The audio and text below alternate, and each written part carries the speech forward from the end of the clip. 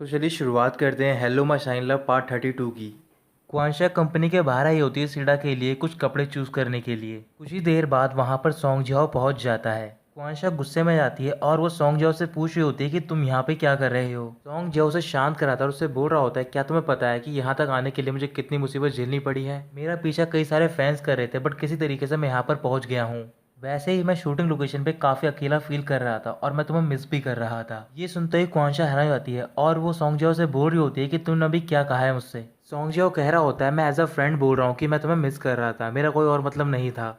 इसके बाद वो उसे वहां से बाहर लेकर जा रहा होता है। तभी वो देखता है कि बाहर बहुत सारे फैन खड़े होते हैं जो कि सोंग जियाओ का इंतजार कर रहे होते हैं। फैन से बचने के लिए सोंग जियाओ बैक डोर से जाता है बट वहां पर भी उसके फैन पहुंच जाते हैं। फिर वो क्वांशा का हाथ पकड़ता है और उसे लेकर भागने लग जाता है। किसी तरीके से वो बचने में कामयाब हो जाते हैं। तो फिर क्वांशा अपना हाथ छुड़ाती है और सोंग जियाओ से बोल रही होती है कि आइंदा तुम मेरा हाथ मत पकड़ना। लेकिन सोंग जियाओ उसकी बात नहीं मानता है और वो उसका हाथ पकड़ के उसे अपनी ओर खींच लेता है और वो उससे पूछ रहा होता है क्या तुम नर्वस फील कर रही हो। क्वांशा उससे दूर हट जाती है और बोल रही होती है कि ऐसा कुछ भी नहीं है और ये कहकर वो वहां से चली जाती है। आगे जाकर क्वांशा एक जगह पर छुप जाती है और वो अपने आप से बोल रही होती है कि मेरे साथ ये क्या हो रहा है, मेरी हार्ट बीट कैसे बढ़ रही है, क्या ये सब सोंग जियो की वजह से हो रहा है। बट ऐसा नहीं हो सकता क्योंकि मैं उसे पसंद नहीं करती हूँ।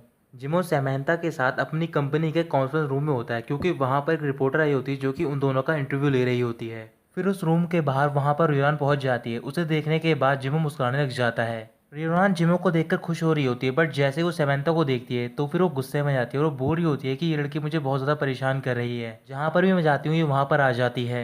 इसके बाद उनका इंटरव्यू स्टार्ट हो जाता है। तो फिर सबसे पहले वो रिपोर्टर जिमो से क्वेश्चंस पूछती है। जिमो उन सबका आंसर दे देता है। फिर वो रिपोर्टर सैमंथा से पूछ रही होती है जिमो उसके रिलेशन के बारे में। जैसे ही सैमंथा उसका जवाब देने जा रही होती है तभी जिमो से बीच में रोक लेता है और बोल रहा होता है कि हम दोनों के बीच में सिर्फ एक वर्किंग रिलेशनशिप है। ये बात बिल्कुल सच है कि मेरी एक गर्लफ्रेंड है, अभी वो बाहर बैठी हुई है। फिर जिमो रूम के बाहर जाता है और वो रियोन को अंदर लेकर आता है। फिर वो रियोन को सबसे इंट्रोड्यूस करवाता है और उसके बाद वो रिपोर्टर वहां से चली जाती है। उन सब के जाने के बाद रियोन जिमो से बोल रही होती है कि तुम्हें मुझे पहले बताना चाहिए था कि तुम मुझे इंट्रोड्यूस करवाने वाले हो। जिमो रियोन से बोल रहा होता है कि मैं सबको बताना चाहता था कि तुम मेरी गर्लफ्रेंड हो, इस वजह से मैंने ऐसा किया।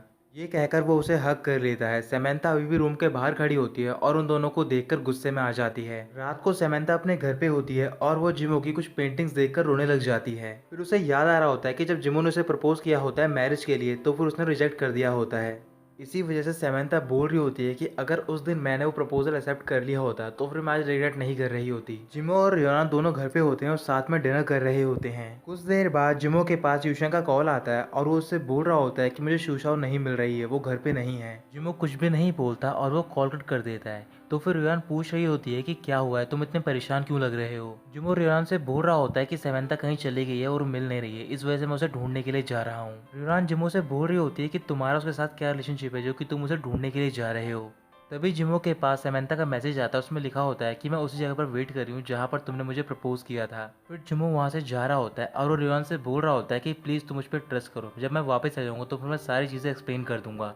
ये कहकर जिमो वहां से चला जाता है। कुछ देर बाद वो जय पर पहुंच जाता है जहां पर सैमंथा उसका वेट कर रही होती है। वहां पर पहुंचने के बाद सैमंथा जिमो से बोल रही होती है कि अगर तुम यहाँ पर आए हो इसका मतलब ये है कि तुम अभी भी मेरी केयर करते हो। जिमो बोल रहा होता है कि ये बात सच है कि मैं तुम्हारी केयर करता हूँ बट वो इस वजह से क्योंकि मेरे ऊपर तुम्हारा डेप्ट है। मैं नहीं चाहता हूँ कि तुम्हें मेरी वजह से कुछ हो क्योंकि बाद में मुझे गिल्टी फील करना पड़े।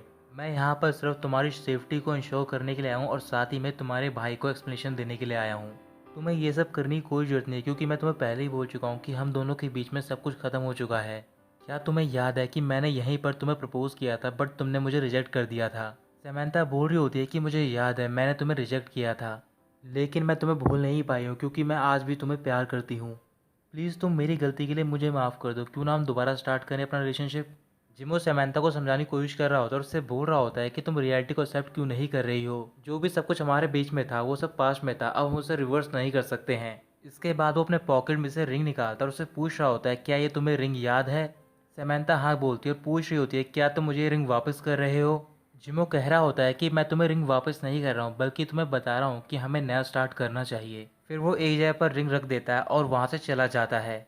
फिर जिमो घर पे पहुंचता है तो फिर वहां पर रियोना नहीं होती और वो उसे कॉल कर रहा होता है बट वो उसका कॉल पिक नहीं कर रही होती। इसके बाद वो रियोन को मैसेज सेंड करता है और उसमें लिखा होता है कि अब मैं तुम्हें सारी बातें बता सकता हूँ। रियोन चैनफे के घर पे होती है तो फिर वो मैसेज को पढ़ने के बाद जिमो के पास जा रही होती है, लेकिन चैनफे उसे रोक लेती है और उससे बोल रही होती है कि तुम्हें जिमो से बात नहीं करनी है। तुम्हें इतनी आसानी से उसके पास नहीं जाना है, बल्कि तुम्हें रियलाइज़ करवाना है उसे कि तुम उसके लिए कितनी इंपॉर्टेंट हो, ताकि वो दोबारा ये मिस्टेक ना करे। रियोरान उसकी बात मान जाती है। अगले दिन रियोरान जिमो की कंपनी में जाती है और वहाँ पर उसके मैनेजर से पूछ रही होती है कि जिमो कहाँ पर है। मैनेजर उसे बता रहा होता है कि जिमो अभी यहाँ पर नहीं आया है। तो फिर रियोरान समंथा के बारे में पूछ रही होती है। मैनेजर उसे बता देता है कि समंथा भी यहीं पर है। जिमो अली के साथ एक शॉप पर गया होता है और वो वहाँ पर रियोरान के लिए एक रिंग खरीद रहा होता है, ताकि वो उसे प्रपोज कर सके मैरिज के लिए। रियोरान कंपनी के वॉशरूम में होती है, तभी वहाँ पर समंथा भी पहुँच जाती है और वो उसके सामने अपनी रिंग रख देती है। उस रिंग को देखने के बाद रियोरान को याद आ रहा होता है कि ये रिंग तो जिमो के पास थी। रियोरान समंथा से पूछ रही होती है कि तुम्हारे पास ये रिंग कहाँ से आई। फिर समंथा बोल रही होती है कि ये रिंग मेरे एक्स बॉयफ्रेंड ने मुझे दी थी, जब उसने मुझे मैरिज के लिए प्रपोज किया था, और ये उसने मेरे लिए स्पेशली डिज़ाइन करवाई थी। रियोरान पूछने लग जाती है कि तुम्हारे एक्स बॉयफ्रेंड का क्या नाम है। समंथा उसे जिमो का नाम बताती है और बोल रही होती है कि मेरा नाम शूशाओ है और मैं उसकी एक्स गर्लफ्रेंड थी। रियोरान को सुनते ही गुस्सा आ जाता है और वो समंथा से बोल रही होती है, इसका मतलब कि तुमने मुझे जानबूझकर अप्रोच किया है। समंथा मुस्कुराने लग जाती है और वो रियोरान से बोल रही होती है कि मैं सिर्फ यहाँ पर काम करने के लिए नहीं आई हूँ, बल्कि मैं जिमो को वापस ले जाने के लिए आई हूँ। भले ही जिमो ने मुझे रिजेक्ट कर दिया है, बट लेकिन मैं हार नहीं मानूंगी, और ये कहकर वो चली जाती है। रिंग खरीदने के बाद जिमो रियोरान को कॉल करता है और उसे उसी जगह पर बुलाता है जहाँ पर वो पहली बार मिले होते हैं, यानी कि उस बिल्डिंग की रूफ पर। रियोरान वहाँ पर पहुँच जाती है। फिर वो देख रही होती है कि वहाँ पर जिमो पहले से उसका वेट कर रहा होता है। रियोरान के पहुँचने के बाद जिमो बोल रहा होता है, क्या तुम्हें याद है कि मैं तुमसे पहली बार यहाँ पर मिला था। ये जगह हम दोनों के लिए काफ़ी स्पेशल है, इसी वजह से मैं तुम्हें यहाँ पर प्रपोज करने जा रहा हूँ।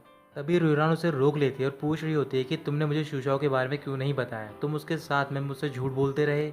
जिमो रियोरान से बोल रहा होता है कि मैं नहीं चाहता था कि तुम इसमें इन्वॉल्व हो, ताकि तुम इस वजह से हर्ट हो जाओ। मैं सिर्फ तुम्हें प्रोटेक्ट करना चाहता था, वैसे भी मैंने उसे रिजेक्ट कर दिया है। रियोरान बोल रही होती है कि समंथा के पास वो रिंग है जो कि आज से कुछ टाइम पहले तुम्हारे पास थी। शायद इसका मतलब यही है कि जो चीज़ जिसकी होती है वो उसके पास अपने आप लौट जाती है। इस वजह से हम दोनों को ब्रेक लेना चाहिए, उस बारे में सोचना चाहिए, और ये कहकर वो चली जाती है। रात को अली और चैन फिर रियोरान के घर पे होते हैं और वहाँ पर उन्होंने पूरा घर सजा रखा होता है। जैसे ही जिमो घर के अंदर पहुँचता है तो फिर वो दोनों से कॉन्ग्रेचुलेट कर रहे होते हैं। जिमो कुछ भी रिप्लाई नहीं करता और वो चुपचाप अपने रूम में चला जाता है। फिर वो दोनों जिमो के पास जाते हैं और उससे सारी बातें पूछते हैं। जिमो उन्हें बता देता है कि रियोरान किस वजह से गुस्सा हुई है। तो फिर चैनफे गुस्से में जिमो से बोल रही होती है कि अगर ये बात मुझे पता चलती बाद में तो फिर मैं भी गुस्सा करती। तुम्हें पता होना चाहिए कि लव एक बैटलफील्ड की तरह है, भले ही वो फॉर्मल लवर हो या फिर करंट, वो दोनों हमेशा एनिमी ही रहेंगे। अली चैनफे को शांत कराता और उससे बोल रहा होता है कि जिमो ने ये सब इसलिए छुपाया ताकि वो रियोरान को प्रोटेक्ट कर सके। लेकिन चैनफे शांत नहीं होती और वो अली को डांट रही होती है। फिर वो उससे बोल रही होती है कि अगर तुमने मुझे पहले बता दिया होता ये सब, तो फिर ये प्रॉब्लम यहाँ तक नहीं पहुँचती। इसके बाद वो दोनों वहाँ से चले जाते हैं। कुछ देर बाद चैनफे रियोरान के ऑफिस में जाती है। वहाँ पर पहुँचने के बाद वो रियोरान से मिलती है। फिर वो उससे बोल रही होती है, मुझे लगा था कि जिमो बाकी सारे लड़कों से अलग हुआ, बट ऐसा कुछ भी नहीं है, वो बिल्कुल सेम ही है। तो दोस्तों यहीं ख़त्म होता है पार्ट 32।